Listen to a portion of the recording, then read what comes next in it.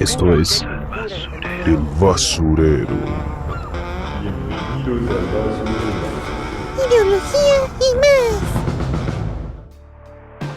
Hoy presentamos Ideología en tiempos de coronavirus y Teorías conspiranoicas, parte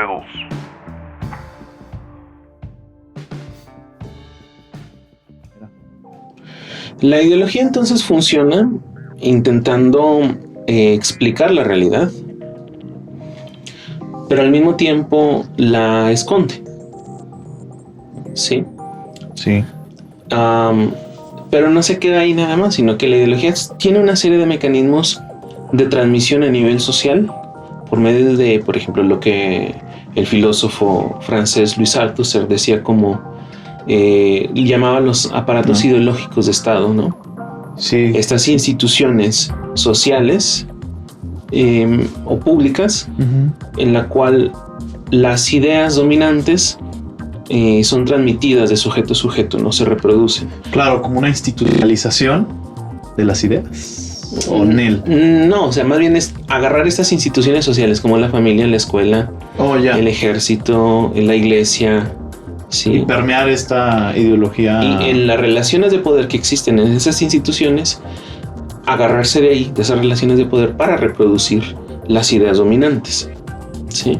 Ya. Ampliando un poco esta noción de aparato ideológico, en los medios de comunicación tenemos los tradicionales, como el periódico, la televisión, la radio, y los medios digitales actuales, ¿no? Como las redes sociales, donde no hay un mayor filtrado. No hay, por ejemplo, este establecimiento de la agenda, como algunas teorías de la comunicación apuntan, o de cómo deben de interpretarse o de qué temas deben de hablarse. Es mucho más volátil, están mal controladas. Sí, no estoy diciendo que porque tengan que ser controladas, eso es punto y aparte, es tema de otra ocasión. Si deben o no estar controladas, ¿no? Claro. Pero esta espontaneidad la vemos que ha influenciado en procesos históricos de reciente data, al menos de los últimos 15 años, ¿no? Por ejemplo, la primavera árabe del 2011. O aquí en México, los procesos coyunturales políticos electorales del 2012, 13, las protestas del 2014, y hoy en día, más recientemente, ¿no? En el 2018, en las elecciones, que hasta el candidato de entonces, hoy presidente, decía benditas redes sociales, ¿no? Claro. Vemos que hoy en día en las redes una serie de ideas que se contradicen, donde no queda claro cuál es la verdad. No hay si antes los medios tradicionales te decían qué era lo que había que pensar sobre la realidad, hoy en día es tanta la diversidad de voces en los medios y en las redes. Como un relativismo, por así decirlo. Sí, precisamente estamos. Esta es una característica de la hipermodernidad y de la posmodernidad, ¿no? O sea, el conocimiento llega a tal relatividad que no hay nada seguro, no hay un saber seguro. No puedes fiarte de ninguna fuente. Ok. Sí. Si antes no te fiabas, por ejemplo, de las fuentes institucionales y había acceso a la verdad por medio de otras fuentes alternas, hoy en día eso no existe. Cierto. Y desgraciadamente mucha gente se quedó con este modelo de una versión oficial pero manipulada y una versión real que te encuentras circulando alterna al discurso oficial sobre la realidad, y a eso les crees, ¿no? Pero no a las oficiales. Mucha gente se quedó con este esquema y es la que suele buscar en las redes o en las plataformas de videos, ¿no? Como YouTube. Suelen buscar en esos espacios estas voces que ellos creen que es verdad. Okay, como aquí estamos viendo, por ejemplo, aquí estamos viendo precisamente cómo funciona la ideología en las redes, ¿no? La ideología también sigue una serie de mecanismos psicológicos, por ejemplo, la denominada cognición social. ¿Qué ideas son más factibles de que prendan en la gente? ¿De qué manera? Y también podemos hablar de un análisis de la ideología en su estructura inconsciente, ¿no? Como lo hace el filósofo Slavoj Žižek. Estamos viendo aquí entonces que ante la pandemia no hay ninguna forma, una certeza de encontrarnos una información fiable y segura al 100%. Así como con ese sello de garantía completamente... sí, con ese rigor que debería tener a lo mejor. Así es. Con esta idea de rigor, ¿no? Al menos de información. Así es, porque precisamente en esta pluralidad de voces y opiniones, donde la opinión vale igual que el conocimiento producido científicamente, la persona puede decidir no creer en la ciencia o puede decidir no creer en las versiones oficiales. Pero eso no la acerca a la realidad tampoco. Claro, no es ni para nada acercarla, al contrario, ¿no? Yo creo que a veces hasta la aleja más. Y como bien dices, en las redes sociales hay una reproducción de información brutal añadida a la relatividad.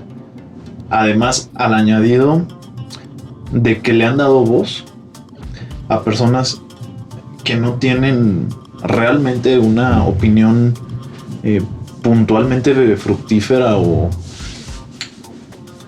que va hacia la crítica de un fenómeno en particular. O sea, sí, es hablar por hablar. O sea, no es autoridad en el tema. Ajá, exacto. Y no es una persona que esté trabajando ahí en alguna y tiene esa posición o institución. Esa necesidad, no sé si tiene que ver también con ideología, con alguna sensación de... Sí, como de sacar algo, de mostrar algo. Digo que luego el Facebook es como también una especie como de espejo digital, ¿no? O digamos que algunas personas pueden verlo así, o lo pueden ver a lo mejor como una simple red social donde quieren manifestar sus opiniones, pero he visto que hay una masa importante opinando de temas que no conocen, como si los conocieran o como si fueran expertos de ello, y además descalificando a quienes son los poseedores en ese momento de la información, que al menos no estoy diciendo que sea la información completamente verídica o no sea cuestionable, pero toman ese rol, o sea, como jueces y verdugos, por así decirlo, de quien a lo mejor está opinando o generando cierta información, ¿no? Hasta cierto punto es como yo lo diría como ejércitos a veces de idiotas nada más con la necesidad de teclear y de mandar mensajes de odio, de repulsión, reafirmar sus ideas. A veces veo hay comentarios muy de ideas muy conservadoras, recalcitrantes, a más no poder, o sea, de odio, ¿sabes? Así es. Y de personas que te topas al lado de ti, o sea, que van a la iglesia o que, digo, por no ser prejuicioso con la gente que va a la iglesia, pero digamos que cualquier comentario puede venir de esa índole, puede venir de cualquier persona que tenga esa necesidad de hacerse notar, no sé ese fenómeno si se pueda explicar a través de la ideología también, o es a lo mejor por otro lado, no sé. Sí, podríamos adjudicarle a la ideología aquí la necesidad de creer, ¿no? Uh-huh. La ideología funciona por la necesidad de creer en una serie de ideas a las que nos aferramos. Y esto motiva entonces la conducta social en las redes y en las plataformas. Dada la forma de interacción en esos medios, se abre mucho la posibilidad como de una horizontalidad, como si yo pudiera ponérmele al tú por tú a un experto. Okay. Como si mi comentario equivaliera a desacreditar o a reafirmar una opinión. Lo que muchas personas buscan en esta manera de interactuar es aquella información que verifique, que confirme o que replique sus propias creencias. Este es un sesgo cognitivo, hablamos aquí de psicología social, es un sesgo cognitivo de confirmación. Voy a creer nada más aquella información que vaya en la misma línea de mis pensamientos. Claro. Entonces, en vez de pensar, en vez de hacer un ejercicio realmente crítico o autocrítico, pues voy a confirmar lo que yo deseo que sea verdad. Sí, a través del comentario. Hay como una especie de gozo, supongo, o Así de es. placer en hacerlo. Así es puntualísimo eso que dijiste. Es el placer que nos provoca ver confirmadas nuestras opiniones, nuestras creencias. Y aunado al famoso like o me importa o me encanta, tal vez puede reforzar, creo que todavía a veces más cierta opinión, ¿no? Digo, no sé si sirven como mecanismo de gratificar o de ensalzar o engrandar, a lo mejor, engrandecer, en hacer más grande una opinión, crítica o comentario. Pero creo que algunas personas sí se lo toman así, o sea, sí es como, ay güey, repercutió, ¿no? O sea, que a veces no es necesario como esa parte, digo, es más como un agregado, como un plus A, ¿no? Pero lo importante es como apuntaba y como bien tú comentas, que es ese gozo, ¿no? Es como esa reproducción de lo que pienso a través de ese comentario, reforzando, ¿no? Es como va y viene, ¿no? Es un va y ven, ¿no? O sea, lo veo en la pantalla, lo pienso, lo leo y lo releo y digo, güey, a huevo, o sea. Así es. Así funciona, ¿no? Me imagino. Es una actividad masturbatoria de las ideas. Pues es placentera. Es placentera. Y no sé, creo que porque ya llevamos un chingo, ya son 40 minutos, creo que vamos a tener que irlo partiendo. Podemos grabar otro, o sea, de una vez la segunda parte para que salga la otra semana, ¿te parece? Ok. Porque creo que van a estar muy largos, porque 10 minutos creo que no es suficiente. Mala idea. Bueno, nos vamos a presentar otra vez, hermano. ¿Te parece? ¿O no? Hay que darle cierre. Ah, qué estúpido. Muy bien. Bueno, esto se va a cortar. Yo lo voy a cortar, ¿eh? Bueno, yo creo que cerramos y concluimos este tema muy, muy interesante del COVID-19 e ideología. Sé que a lo mejor nos faltan como muchos aspectos y algunas variables que a lo mejor hicimos alguna omisión o no profundizamos tanto, pero la idea a lo mejor es la que se está tratando de abordar, que se entienda cómo está funcionando a lo mejor ideológicamente el mundo, las redes sociales a través del mundo, etcétera, ¿no? Y yo no sé si tú nos quieras dar una conclusión puntual o encaminada hacia finalizar el tema, ¿no? Bueno, yo creo que podemos decir esta pandemia nos deja un trastorno en muchas áreas de la vida. Lo que hace es que surjan o que se evidencie cómo funciona el mundo más allá de las máscaras o las apariencias disfrazadas en los discursos ideológicos, tomados a veces por científicos, sobre todo a nivel de las ciencias humanas y sociales, como de la libertad, de la globalidad, etcétera, del consumo, ¿no? Por otra parte, tenemos también cómo se nos dificulta encontrar un conocimiento certero, verdadero, y esta necesidad de información la sustituimos por nuestras fantasías, que son ideología pura, que encontramos un eco constante en las plataformas, ya que, dado el cuestionamiento que tienen los medios de comunicación hoy en día y de la autoridad, hacen que no haya un puerto seguro sobre qué creer y qué no creer. Claro. ¿Sí? Finalmente, esto también desnuda cómo funcionan las redes, específicamente en la manera como la red misma se convierte en no solo la computadora y yo tecleando, sino el verdadero espacio de la lucha ideológica.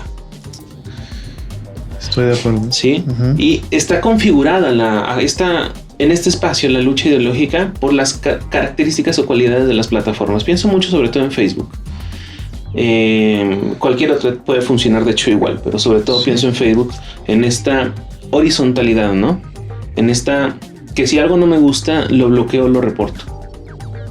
Exacto. Sí, es como una, ¿cómo decirlo? Como materializar ese tema de la ideología, los bloqueos. O sea, como la abstracción de ver algo que no me gusta y para mí no existe o no representa algo de mi realidad. Ajá. En Facebook es como materializar desde lo digital, desde un botón, desde un clic, bloquear, reportar, o es ofensivo, o prescindir de ello, ¿no? Como cuando estás en el swipe, eso Así ¿cómo es. dicen? El dedear el celular, moviendo la pantalla. El scrolling, ir scrolleando. Ahí discúlpenos si somos muy, ¿cómo se dice? Usamos términos gringos cuando hablamos. Bueno, no importa. Ideología. Pero el punto es que vas bajando y sí vas seleccionando, ¿no? O sea, así es, vamos haciendo una selección de qué creer y qué no creer. Claro. Es un aparatito ideológico bonito el celular. Así es. Finalmente, yo concluyo mi parte como ya han surgido, pues las voces de los filósofos son muy importantes. Aquí vemos cómo los filósofos nos proveen de las coordenadas conceptuales para pensar la realidad. El filósofo no crea ciencia. Su disciplina se encarga de crear los conceptos, como decía Gilles Deleuze y Félix Guattari, como decían ellos. La filosofía crea conceptos con los que pensamos. Entonces, ya las voces de los filósofos desde el principio han sido muy importantes. Hemos visto publicaciones en los diarios más importantes del mundo de las reflexiones y opiniones de estos hombres y mujeres. Incluso hace, a principios de abril se publicó en español un libro titulado Sopa de Wuhan. Sopa de Wuhan. Ajá. Obviamente Wuhan, entiendas el lugar donde surge. Así es. El coronavirus. Que es la recopilación hasta esas fechas, hasta inicios de abril, de las publicaciones en periódicos de filósofos tan importantes como Giorgio Agamben, alumno y heredero de Michel Foucault, Slavoj Žižek, Jean-Luc Nancy, Franco Berardi, Santiago López Petit, Judith Butler, Alain Badiou, David Harvey, Byung-Chul Han, que tiene aquí un conflicto eterno a nivel de ideas con Žižek, María Galindo, Patricia Manrique y Paul Beatriz Preciado. Son voces imprescindibles, entre otros filósofos, que en este texto nos dan las coordenadas de cómo pensar lo que está ocurriendo. Muy bien. Pues bueno, amigos y amigas, Lechita. Sí. Vamos allá a concluir este inicio, este piloto. Espero que les haya agradado la información, el compartir estas ideas, que tenga un objetivo, que sí tenga una razón de ser el programa y que lo hayan escuchado. Les agradecemos de todo corazón. Es un proyecto nuevo, todavía estamos medio viendo cómo funciona, qué dinámicas podemos cambiar. Igual y si tienen quejas, comentarios, sugerencias, mentadas de madre, pues adelante, las recibimos con todo gusto, ¿no? La Lechita, mi hermano y yo, no tenemos problemas. Entonces nos vemos hasta la próxima. Muchas gracias.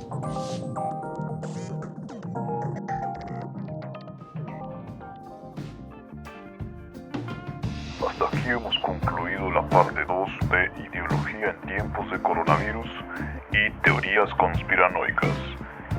Nos vemos muy pronto. Gracias.